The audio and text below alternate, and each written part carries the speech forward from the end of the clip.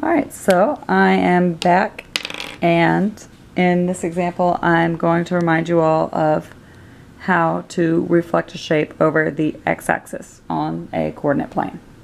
And so our x-axis is right here, it's our horizontal axis, and so I know even before I start this that my shape needs to move up here, and I know that because after a reflection my second image is going to be congruent to my first, that it will be the same size and the same shape when I'm done. So if either of those things don't happen, then I would need to go back and look at my points again.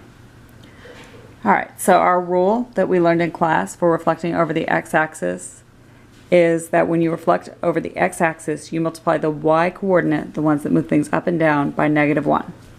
So that's going to be xy turns into x stays the same because we're flipping over the x-axis, and y becomes y times -1, which becomes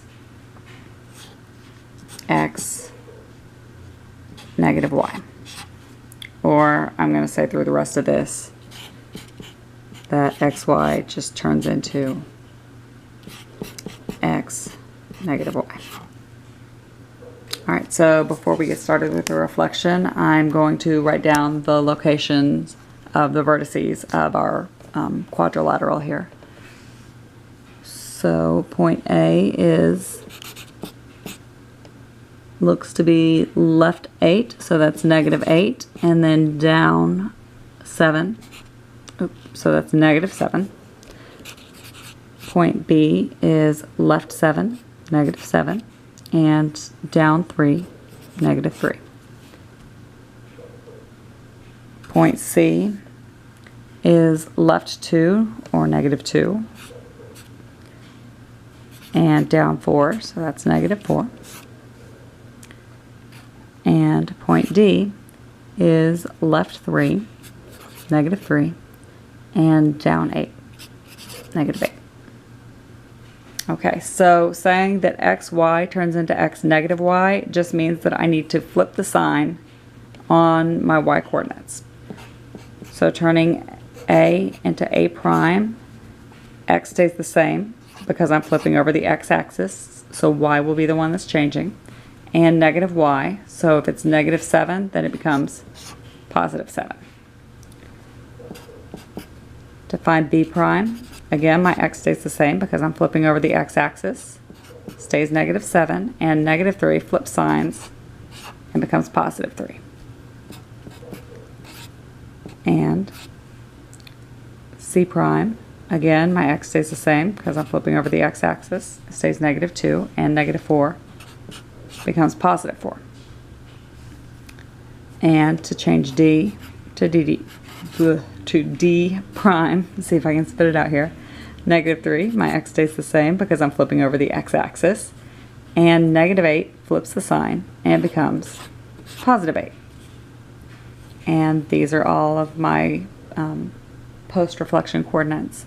Now if any of these had been positive, they would have changed to negative. The sign still would have changed. The only time the sign wouldn't change is if it's 0, because there's no such thing as a -0.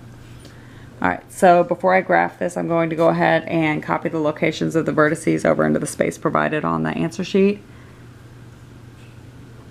Hold this down. Okay.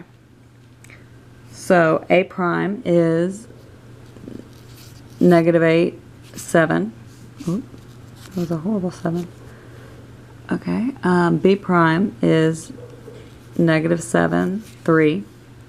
C prime is -2, 4, and D prime is -3, 8.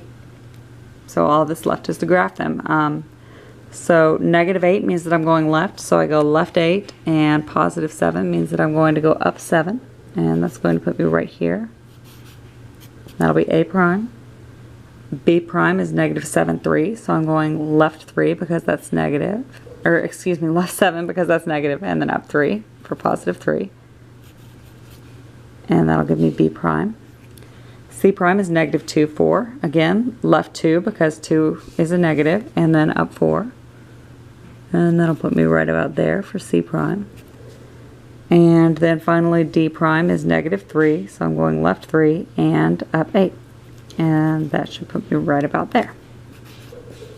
And then I'm going to connect the vertices. And you can see on here that each of these points individually is the same distance from the x-axis, the one that was flipped over as its counterpart. So point C here is 1, 2, 3, 4 units away, and then -2 up 4. So this one is 1, 2, 3, 4 units away. And that's it.